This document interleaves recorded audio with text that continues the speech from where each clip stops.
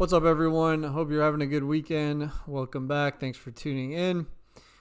So Monday, we've got one Premier League match between Tottenham and Everton. DK's put out the biggest main GPP that we've seen for a showdown in the last few weeks. It's 120K, or it might be 125, so they bumped it up a little bit. Definitely a lot of interest on these weekdays where there isn't much else going on. And then over at FanDuel, I think they have a 30K GPP for their biggest one over there. I don't play much on FanDuel, primarily focus on DraftKings. But this week I did run some projections for both DK and FanDuel because I know some of you do play on FanDuel. Please comment below. Let me know where you play most of the time.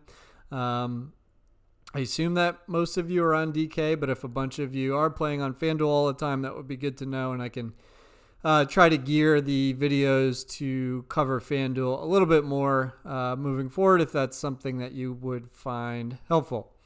All right, so before I go through the projections for each site, let's just take a look at the line here.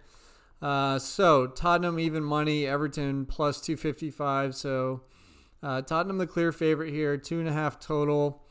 I don't necessarily agree with Tottenham being that big of a favorite here. I think you're going to see this line move in favor of Everton prior to kickoff. And there's a few reasons I say that. Number one, if we look at the form table since the restart, the last 3 matches, Everton's up here in third, 7 out of a possible 9 points. They've only allowed 1 goal, so they've been really solid in defense.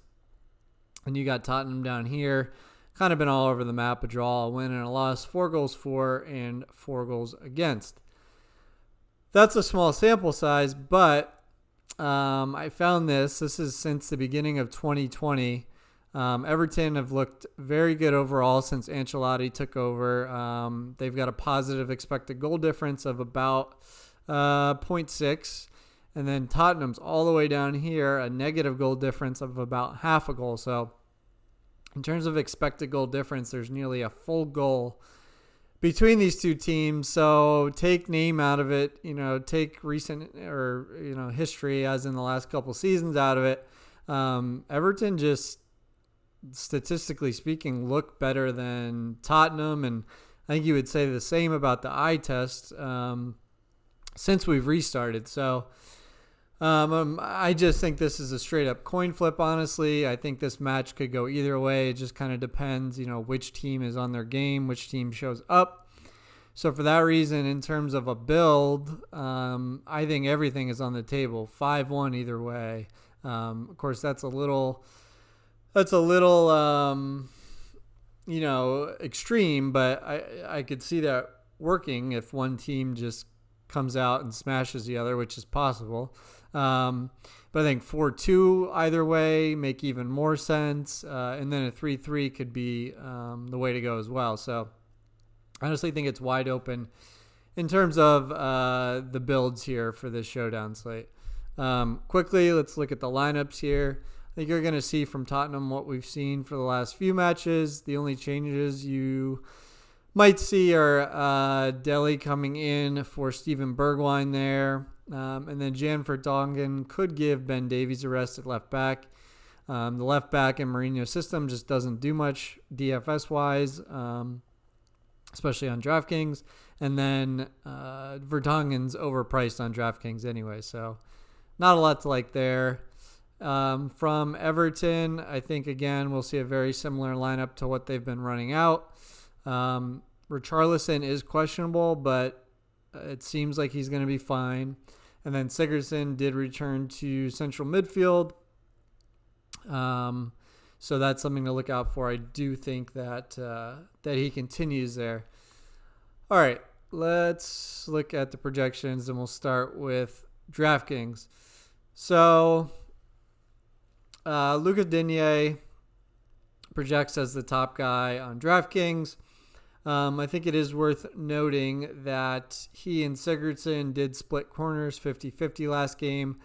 And I think if they're both in the game, that's probably what we're going to see. I thought Luka Dean might still take everything, but it looks like now they're splitting by side. So that brings Dean down a little bit. But he still is very active in open play, and Spurs will let you cross the ball. So I think he's a very strong play. And on the topic of defenders, I really like Serge Aurier. He gets forward a ton, basically plays as a wingback in the Tottenham system. And at his price, I think he's a very solid play on DraftKings. If we're talking about attackers, Son and Richarlison basically have the exact same projection here. Very similar players in that they can both score goals, but they both do plenty from a peripheral standpoint, whether it's crosses or drawing fouls or creating chances. So they're guys that combine a high floor with a high ceiling. So Son and Richarlison would be my top forward play from either team. And then another player I like a lot in this slate is Lo Celso. He's splitting set pieces with Son, and he's priced at only $6,400 on DraftKings, so a really nice value there. And so you could fit Dean, Son, Richarlison, Lo Celso, and Aurier in a build, no problem. And then you basically need one punt. But I think that's definitely a potential way to go for an optimal build, because of course in GPP I think this is wide open. Anything can happen. So I think the guys like Kane, like Sigurdsson, like Calvert-Lewin, like Dele Alli or Lucas Moura, I think these guys are very interesting GPP options because they'll have lower ownership. Maybe not Kane, but the rest of them will have lower ownership, but they all have pretty nice ceilings. So in GPP, it might just be about putting together the right combination of those guys. All right, I think that pretty much covers, what I'm looking at as far as DraftKings. I'm trying to think of any other plays jump out. You've got the wingers for Everton, Iwobi, and Gordon. There's Gordon there, and those guys, and there's Iwobi there. Projects pretty nicely. Those guys are pretty cheap. So you might be able to squeeze one of them in as your last piece in a DraftKings build as well. All right. Like I said, I don't play a ton on FanDuel, but I thought it would be interesting to put the projections side by side just so you can get an idea of the differences in the scoring. So the biggest thing we're going to see, look at all these guys that have a really low DK projection, but then a good FanDuel projection, and they're all center backs pretty much. Alderweireld, Mina, Keane, Holgate, Sanchez. Yeah, they're all center backs. So the point here is that on FanDuel, center backs are much more valuable plays because on FanDuel, you're getting 1.3 points for clearances, blocks, interceptions, and tackles. And center backs are the number one position in terms of racking those up. So, again, definitely going to want to consider center backs much more strongly on FanDuel.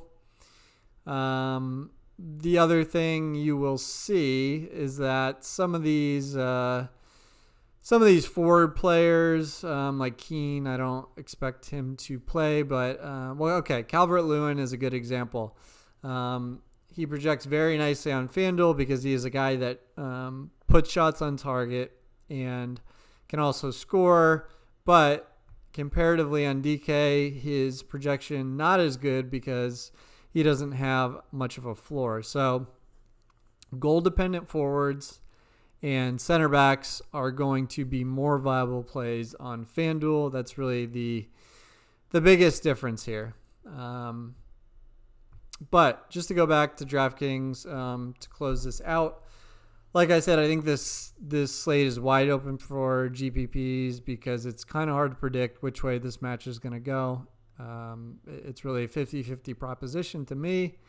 And depending on how much the team that wins dominates, certainly taking 4 players, maybe even 5, could work out for you. I think both goalkeepers are also in play here. So really, I would say get creative with your builds. I don't think there is one way to go. I mean, the optimal build I discussed, I think makes a lot of sense for cash. But pivoting off of that at 1, 2, 3 spots is probably the way you want to go if you're going to play in one of those large field tournaments.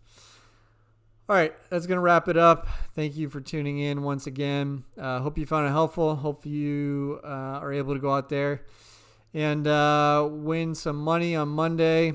And again, please comment below. Let me know what site you play on so that I can kind of tailor the future content to whatever you guys are looking for. All right, thanks for tuning in. I will see you next time.